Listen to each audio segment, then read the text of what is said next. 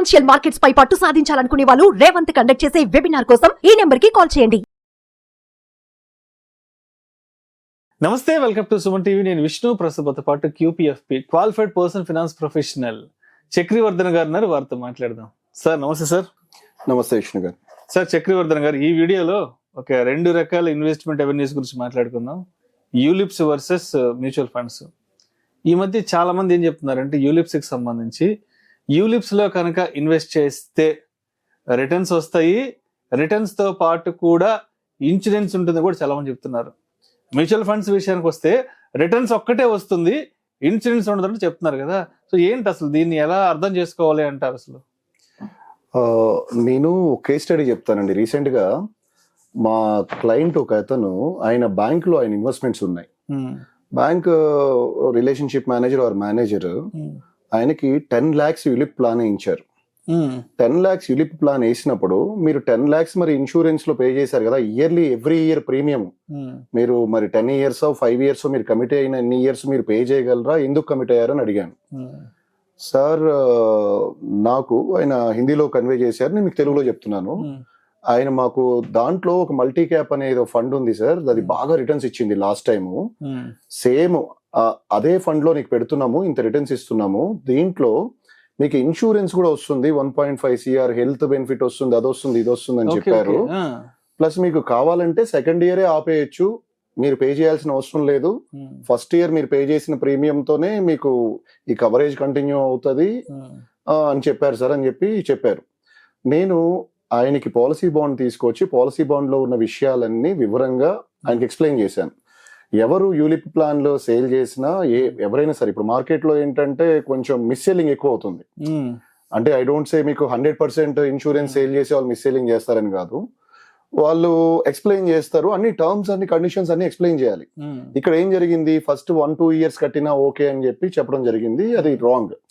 ULIPs general గా ఏమవుతాయి అంటే మీకు 5 to 10 years, మీకు 5 years మినిమం లాక్ ఇన్ ఉంటుంది, మీకు ఇన్సూరెన్స్ కవరేజ్ 10 years 20 years అది కంటిన్యూ చేసుకోవచ్చు. మీరు ఏ ఇయర్ అయితే ఆపేశారో, ఫస్ట్ ఆర్ సెకండ్ ఇయర్ ఆపేస్తే మీ కవరేజ్ పోతుంది. సెకండ్ ఏంటంటే ఇన్వెస్ట్మెంట్ లో పార్టిసిపేట్ అవుతుంది అమౌంట్. ఆ అమౌంట్ తీసి పక్కన పాలసీ డిస్కంటిన్యూడ్ ఫండ్ అని పెట్టి దాని మీద ఏదో మీకు 2-3% సేవింగ్స్ బ్యాంక్ లో ఇచ్చినట్టు ఇస్తారు. 5 years తర్వాత మీరు బయటకు వచ్చినప్పుడు మీరు పే చేసిన అమౌంట్ తో కూడా రాలేరు. చాలా మంది ఎప్పుడు నా పొజిషన్ ఇలాగే ఉంటుందిలే అని ఫస్ట్ కమిట్ అవుతారు ప్రీమియం కి. ఆ తర్వాత మధ్యలో జాబ్, కొంతమంది చూసుకోపోవటం, టైంకి ప్రీమియం పేమెంట్, అవి పే చేయలేక లాస్ లో బయటకు వస్తారు. సో అసలు యూనిట్ లింక్డ్ ప్లాన్స్ అంటే ఏంటి? యూలిప్స్ అంటే యూనిట్ లింక్డ్ ఇన్సూరెన్స్ ప్లాన్. అంటే మీరు ఒక ప్రీమియం పే చేస్తే దాంట్లో మీ ఇన్సూరెన్స్ కోసం కొంత అమౌంట్ తీస్తారు. ఆ అమౌంట్ ఇన్సూరెన్స్ కోసం పే చేసిన తర్వాత పాలసీ అడ్మిన్ ఛార్జెస్ అని, మీకు mortality charges, fund management charges అని, ఇలా రకరకాల ఛార్జెస్ ఉంటాయి. ఇవన్నీ డిడక్ట్ చేసిన తర్వాత ఉన్న అమౌంటే మీకు ఇన్వెస్ట్మెంట్ కి వెళ్తుంది. మీరు మ్యూచువల్ ఫండ్స్ లో ఏంటంటే మీరు 100 rupees ఇస్తే 100 rupees ఇన్వెస్ట్ చేస్తారు. మీకు ఇక్కడ ఒక డౌట్ రావచ్చు, సార్ మరి ఇన్సూరెన్స్ అనేది మ్యాండేటరీ కదా, మరి మనం మిస్ అవుతున్నాం కదా మ్యూచువల్ ఫండ్స్ లో వెళ్తే అని. కాన్సెప్ట్ ఏంటంటే మనం ఇన్సూరెన్స్ ని ఇన్వెస్ట్మెంట్స్ ని లింక్ చేయకూడదు. మీకు ఇవన్నీ ఓల్డ్ స్టైల్, అంటే ఈ ఆ ప్లాను ఈ ప్లాను 16 years 20 years కమిట్మెంట్ పెట్టుకోవడం, అవన్నీ ఓల్డ్ ట్రెండ్. అది అప్పుడు ఈ జనాలకు అవేర్నెస్ లేదు, ఫైనాన్షియల్ ఎడ్యుకేషన్ లేదు, చేసేవారు. ఇప్పుడు మీకు టర్మ్ ప్లాన్స్ అని ఉంటాయి. టర్మ్ ప్లాన్ ఇంతవరకు 90% ఇండియాలో చాలా మందికి తెలియదు. టర్మ్ అంటే మనం కార్ కి, బైక్ కి ఎలా అయితే ఇన్సూరెన్స్ చేస్తామో, ఏదన్నా అయితే మనకి డ్యామేజ్ క్లెయిమ్ చేసుకుంటాం, లేకపోతే లేదు. ఇప్పుడు నా కార్ కే ఒక 23-25 lakhs కార్ ఉంది, దానికి ఇన్సూరెన్స్ నేను 60,000 50,000 పే చేస్తున్నాను పర్ యానం.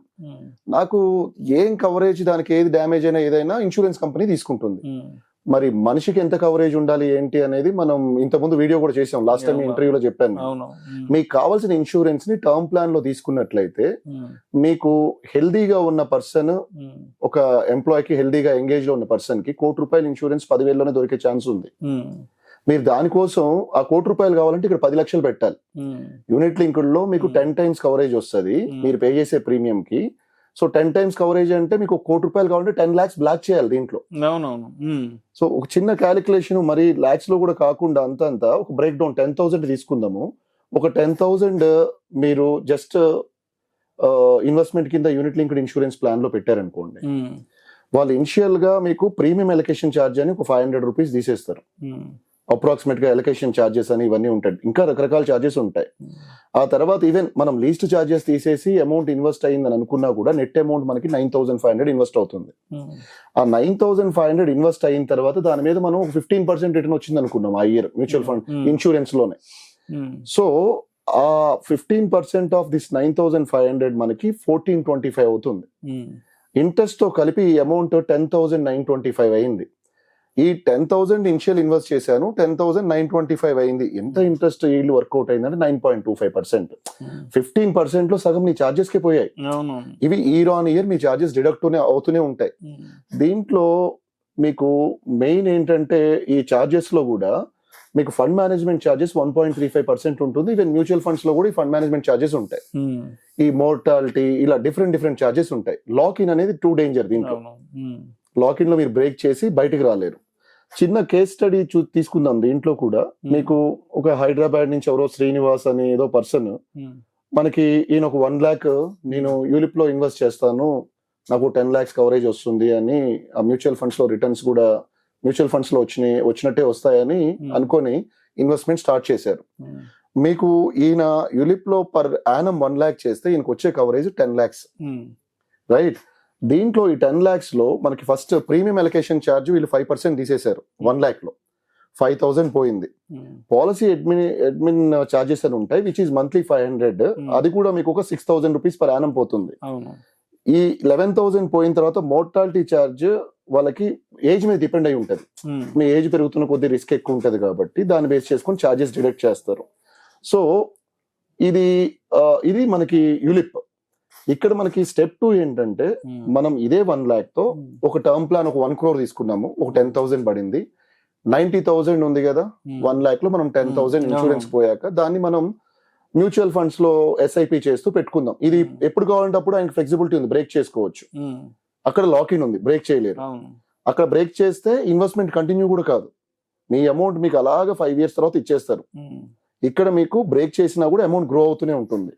దీంట్లో ప్రోస్ అండ్ కాన్స్ చూస్తే మీకు యూలిప్ లోనేమో మీకు లైఫ్ కవరేజ్ 1 lakh కి 10 times 10 lakhs వచ్చింది. మీకు ఇక్కడ మనం రెండో కాన్సెప్ట్ లో term plan plus mutual fund వెళ్ళాము, 1 crore కవరేజ్ కవర్ అయిపోయింది ఫ్యామిలీకి. సెకండ్ థింగ్ యాన్యువల్ అమౌంట్ ఇక్కడ 1 lakh తీసుకున్నారు, అక్కడ 10,000 ప్లస్ 90,000 ఇన్వెస్ట్మెంట్ కి వెళ్ళింది. థర్డ్ ఇన్వెస్ట్మెంట్ ఇక్కడ అప్రాక్సిమేట్ గా 90,000 ఉంది దీంట్లో కూడా, ఆఫ్టర్ ఆల్ చార్జెస్ డిడక్ట్ చేసిన తర్వాత. ఇక్కడ మనం 90,000 పెట్టాము. చార్జెస్ ఏంటంటే మీకు యూలిప్ లో మల్టిపుల్ చార్జెస్ మీకు ఇన్వెస్ట్ అమౌంట్ ని రెడ్యూస్ చేస్తున్నాయి. ఇక్కడ మీరు పెట్టినట్టు 100% మనకి మ్యూచువల్ ఫండ్స్ లో ఇన్వెస్ట్మెంట్ కి వెళ్తుంది. సో ఫ్లెక్సిబిలిటీ విషయం వస్తే మెయిన్ మీరు ఇంత ముందు చెప్పుకున్నట్లు డిస్కంటిన్యూ చేసినా, మీరు పే చేయలేకపోయినా, మీ ఆర్థిక మధ్యలో ఏదైనా సిచ్యువేషన్స్ బాగోలేక పే చేయలేకపోయినా మీరు భారీ పెనాల్టీ పే చేస్తున్నట్లే.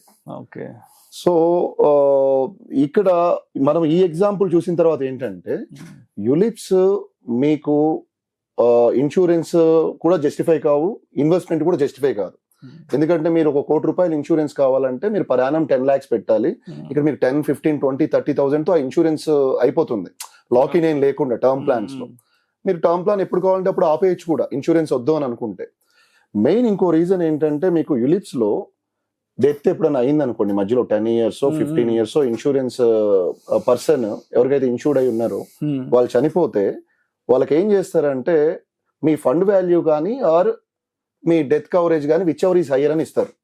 ఈయన 10 lakhs 10 years కట్టిన పర్సన్ కి ఫస్ట్ వీళ్ళు 1 crore కవరేజ్ ఇచ్చారు. లేదంటే వీళ్ళ ఫండ్ వాల్యూ అప్పుడు 1.5 2 CR ఏదో ఉంటది.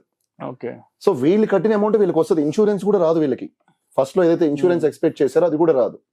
సో యూలిప్స్ కాన్సెప్ట్ కంటే always better term plan plus mutual fund concept better అని. అంటే మీరు మార్కెట్ లో రిస్క్ రెడీ ఉంటే ఇక్కడ మార్కెట్ రిస్క్ ఉంది, ఇక్కడ మార్కెట్ రిస్క్ ఉంది. So term plan plus mutual fund is what actually advisable అండి. Thank you sir, thank you so much Chakravardhan గారు. థ్యాంక్ యూ విష్ణు గారు. యూలిప్స్ ఇన్వెస్ట్ చేస్తే ఉన్న లాభ నష్టాలు అంటే, అదేవిధంగా మ్యూచువల్ ఫండ్స్ ఇన్వెస్ట్ చేస్తే ఉన్న లాభ నష్టాలు చాలా చక్కగా తెలియజేస్తే thank you so much sir. Thank you Vishnu.